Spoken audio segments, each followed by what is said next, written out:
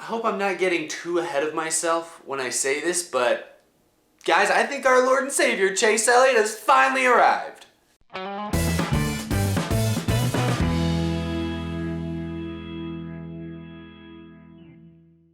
How's it going, y'all? My name is Eric, and welcome to Out of the Groove. Remember the 2016, the 2017, and most of the 2018 season when fans were just clamoring for Chase Elliott to get a win? Anytime he even so much as sniffed the top five, you had people on the edge of their seats, drooling, foaming at the mouth, desperate to see Chase Elliott take that 9 or that 24 car to victory lane. Do you guys remember all that? Do you guys remember how desperate everyone was for 2.5 years? Well, the second half of this 2018 season, just the last couple months, Chase Elliott now has won 3 races in the Cup Series. And I'll be honest, it kind of starts to feel like we're just expecting it. We're like, he wins this weekend at Kansas, and we're just like, oh, yeah, he should. He should win everywhere. I mean, I feel like that's what we're all thinking right now because that's how he's been running. Anyway, y'all, yeah, sorry, this is Out of the Groove. We're going to talk about the Kansas playoff race. We're going to talk about the 4 drivers eliminated, the drama there, some controversy, of course. As always, wouldn't be NASCAR without a little bit of controversy. And, of course, I'll start the show off by talking about Chase Elliott getting his 3rd win of the year. Chase Elliott already locked himself into the round of 8 in the playoffs by winning 2 weeks ago at Dover, so this was just much needed bonus points. Chase Elliott ran in the top 10, top 5 most of the day. He was able to take the lead towards the end when Kevin Harvick sped on pit road during a cycle of green flag pit stops that turned the lead over to Chase Elliott. He and Harvick had been pretty even the last run or two. They probably had the 2 best cars at the end of the race. When Harvick dropped out, Chase Elliott was basically home free.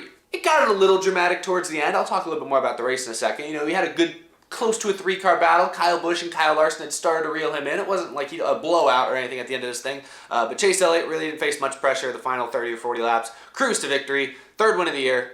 Yeah, fans rejoice. At the beginning of these playoffs, about 6 weeks ago, I told you guys I thought Chase Elliott was going to go all the way to Homestead. At that point, his only race win was Watkins Glen, a race where he barely managed to hang on, beating Martin Truex Jr. And while he's won 2 races since then, and he hasn't dominated either race, he's been one of the better cars, but not dominated either race, he's looking really good right now. He's moved on to the round of 8. He's got 10 extra bonus points that he did not have when these playoffs started. And let's just look at today. The only car that was maybe actually faster than him was Kevin Harvick. Chase Elliott was better than Martin Truex Jr., better than Kyle Busch, better than Larson, better than pretty much every other driver in the playoff field, except maybe Kevin Harvick. If you ask me, when you add the bonus points up that he's collected in this last round even, Chase Elliott's very, very good shot he goes to Homestead. He ran so well in this round last year. These next 3 tracks, Martinsville, Texas, and Phoenix, ISM, whatever the heck it's called, they work out well for Chase Elliott. I expect Chase Elliott to make it to Homestead, and I hope more people are starting to see my side on this one. Anyway, we'll talk a little bit more about Chase Elliott later on in this show, but I want to talk a little bit about the race itself. This was another very interesting race. These playoffs have had some very interesting races. It was not a flashy race at Kansas. We've seen a lot of flashy races with crazy wrecks, crazy finishes, crazy drama. This race at Kansas did not have those. We didn't have any wrecks in this race whatsoever. The only non-stage caution was for William Byron blowing an engine. These long green flag runs, all that really meant was that, there really wasn't any room for pit strategy. I think at one point Brad Keselowski took 2 tires on a pit stop under yellow to get some track position, but that did not work out for him. So after that, we really didn't see any other significant pit strategy. It was really a race where the best drivers and the best cars rose to the top and typically stayed there. Unless they ended up with penalties, which we saw a couple of SHR cars run into those types of issues. Kurt Busch came into this race with a 30-point cushion, ran okay, had maybe a top 10 car, but in the middle of stage 2, got a penalty for an uncontrolled tire, stuck him a lap down, and that put his point situation in a pretty big jeopardy. For pretty much the entirety of the second half of this race, Kurt Busch was somewhere between, was 0 points above the cut line and only maybe like 5. He was right there on that bubble. Later on, Kevin Harvick lost the lead when he was caught speeding on pit road. Can we finally stop calling him the closer? I mean, that team, they throw away wins left and right. So penalties bit those guys, but Harvick was already pretty much locked in on points, so he had no issue there. They both moved on. In fact, SHR, we'll talk about this in a minute, spoiler, SHR had all 4 of their cars move on to the round of 8. We'll talk about that towards the end of this show, because that's pretty impressive. Haven't seen that, I don't think, since Joe Gibbs Racing was able to do that in like 2016, when they had Edwards, Hamlin, Kenseth, and Busch all make it, something like that. I want to talk just a little bit about how that points bubble really jostled throughout this race. Coming in, you had a couple big names, several big names. Brad Keselowski, Ryan Blaney, and Kyle Larson were all pretty far below the cut line. They were all more or less in must-win situations. Just above the cut line, in 8th place was Martin Truex Jr., defending champion, and then you had Clint Bowyer. I thought Brad Keselowski would be the guy to watch. I thought he would have a great run. He really was never better than about a 6th place car, so he kind of disappointed me. Instead, it was his teammate, Ryan Blaney, who stole the show for about the first 75% of this race for me. Ryan Blaney, who's been very inconsistent this year, he's been pretty good at 1.5 miles, so I thought he'd run well. I did not think he would be running with the leaders. He was as fast as Harvick from early on in the race. Him and his teammate Joey Logano both ran up front. For pretty much the entire first 200 laps of this race, Ryan Blaney was in the top 3, competing with the leaders, occasionally faster than the leaders. He was collecting max stage points in stage 1 and stage 2. He was up in the top 5 the entire time.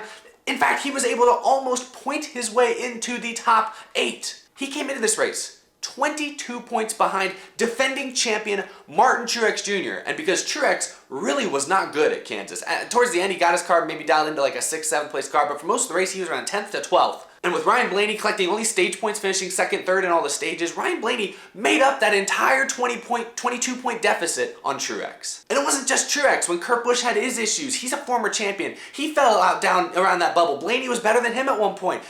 Brad Keselowski, another defending champion, was not really a top 10 car most of the day. Ryan Blaney was smoking these guys. 3 former NASCAR Cup Series champions, 3 of the biggest names in the garage area, and Ryan Blaney was smoking them for most of the afternoon. He stole the show for me. I was rooting for Ryan Blaney all the way at that point. I didn't think he'd move on past this round coming into it, but I definitely didn't expect him to have a top 2 car, top 3 car at Kansas the way he did. That stole the show for me. I was very impressed. Unfortunately, things didn't end too well for Ryan Blaney. Midway through stage 3, the handling seemed to go away on the 12 car a little bit. At one point, he slapped the wall a little bit, lost a spot to Kyle Busch and other guys. He fell back to the end of the top 5. Despite the fact that he collected all these stage points, Martin Truex Jr. did a good enough job to get a top 10 finish to move on. Even with Kurt Busch, going a lap down, he had such a big points cushion that Blaney couldn't quite make that one up. And then Clint Bowyer, who might have gotten away with a pretty egregious penalty, I might want to talk about that in a second.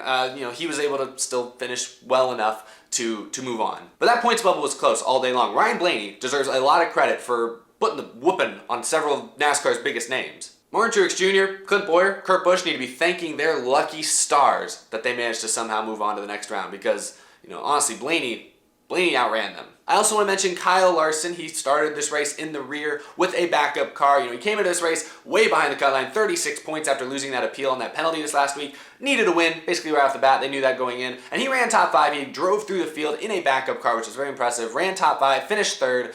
He impressed me as well, but too little, too late. That team had issues these last 2 races.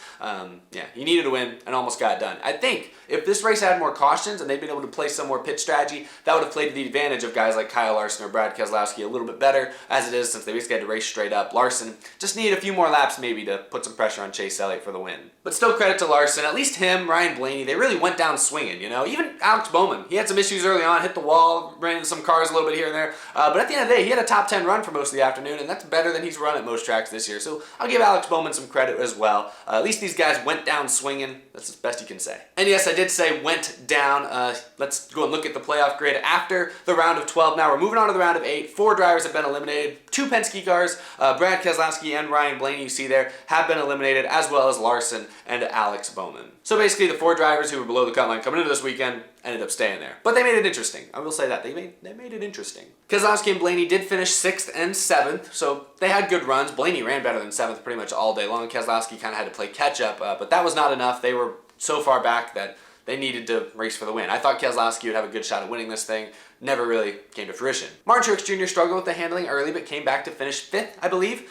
So more than enough to move on for him. He was 18 points to the good. His only concern, and really the only concern I had for these 8 guys above the cut line this weekend, was if Brad Keselowski or Blaney or Larson managed to win the race. And that's why I say it was interesting, because Blaney, Larson were sniffing the lead for most of the afternoon. The penalty killed Kurt Busch. He finished 18th, but that 30-point cushion ended up being huge. And then Clint Bowyer finished 13th. And I want to briefly mention Clint Bowyer because he might have gotten away with something. I tweeted about this during the race today because I was a little shocked and a little concerned. I saw other NASCAR reporters try to tweet explanations for this. I saw NASCAR had an explanation, referred to the rule books. But I want to talk about something. Shout out to this guy on Twitter for posting this video he took during the race, during the green flag pit stops towards the end of stage 3. He took this video here of Clint Bowyer's pit stop. This was shown on the NBC broadcast. Like, this is what NBC showed. He just, filmed it on off his TV. And you can see Clint Bowyer's team seems to have a tire basically be uncontrolled. It bounces off the wall, the guy doesn't catch it. You can see the pit crew member even gets angry that the tire got loose and got away from him. A big hot topic of conversation this year has been the uncontrolled tire penalties. We've seen some kind of iffy called ones. We've seen other ones that have been pretty obvious. A lot of fans don't like the rule, and after this non-call, this was not called by NASCAR. This was not an uncontrolled tire. If they had called this an uncontrolled tire, Clint Bowyer would have missed the playoffs. Ryan Blaney was only a few points behind him.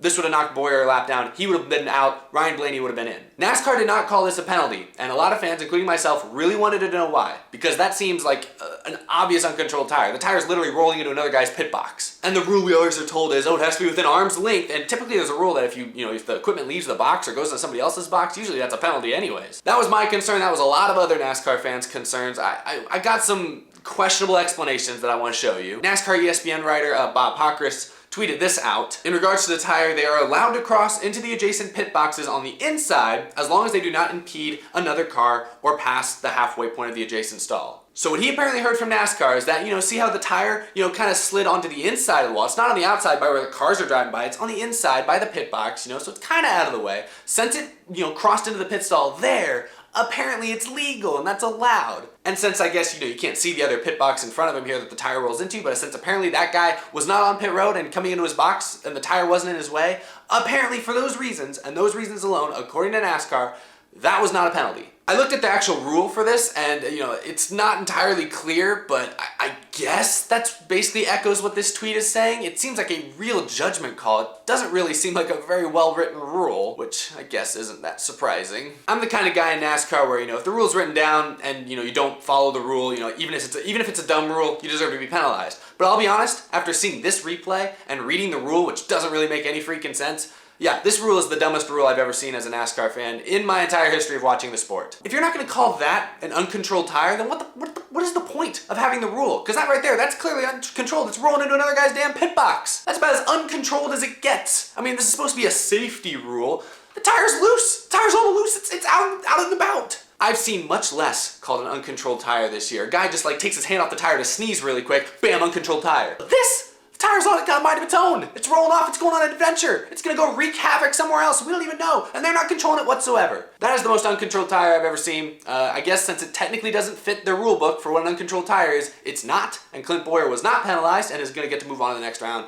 But NASCAR, changed the rule. The rule sucks. I'm 100% against this rule now. It's stupid. Need to write things better. It sucks. Second week in a row with inconsistent calls. I know this isn't new for NASCAR, but it really sucks that we've got two pretty big ones in a row, in the middle of the playoffs. That needs to be fixed, NASCAR. Get your shit together.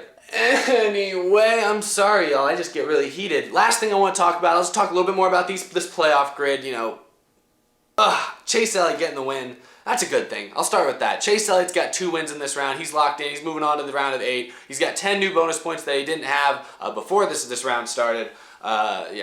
I don't know. There's not enough good things to say about Chase Elliott right now. He's finally coming to his own. He looks like the star NASCAR has been hyping him up as the last few years. Honestly, from what I've seen in these playoffs so far, I think Chase Elliott could be the championship favorite. Yeah, I said it. Ahead of Harvick, ahead of Busch, Chase Elliott. Maybe I'm getting ahead of myself because, he does have 3 wins, but he hasn't dominated any of those races. We still saw Harvick had probably the best car today, so maybe he's still the favorite. Sure, maybe I'm getting ahead of myself, but Harvick always finds a way to screw things up. Kyle Busch, I don't know what is going on with Joe Gibbs Racing right now. They are not the Joe Gibbs Racing we're used to seeing. He still finished second in this race, but it felt like Kyle Busch was not in control for most of the afternoon. Truex is not good. The rest of SHR with Bowyer, Almirola, and Busch are kind of inconsistent. I don't have super big faith in them. Yeah, I think Chase Elliott is the championship favorite right now, but I'd be curious to hear your rebuttals.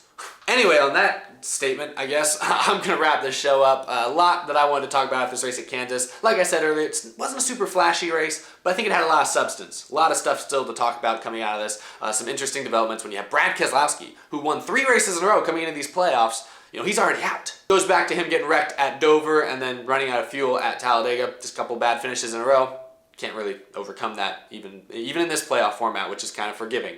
Anyway, you guys, that is my show. Thank you as always for watching. You can follow me on Twitter, you can follow me on Instagram, check those links out down below, or you can become a Patreon sponsor of the show and support me directly like Tice Moore, Michael Harrison, Cameron James, and the rest of our amazing Patreon supporters. We've been adding a lot more over the last couple weeks, which I really, really appreciated. If you too want to become a sponsor for only $5 a month, you can have your name on every episode, access to a behind-the-scenes NASCAR podcast that I do once a week, and a few other added benefits. You can check that out down in the description below. I greatly greatly appreciated. Anyway though, that's all I have. I'll have another episode up later this week talking about the round of 8. Gotta give my predictions there, gotta talk about, any news going in, who the favorites are, who's hot, who's not, all that type of stuff. That should be fun, so I hope you guys are excited for that, because I certainly am.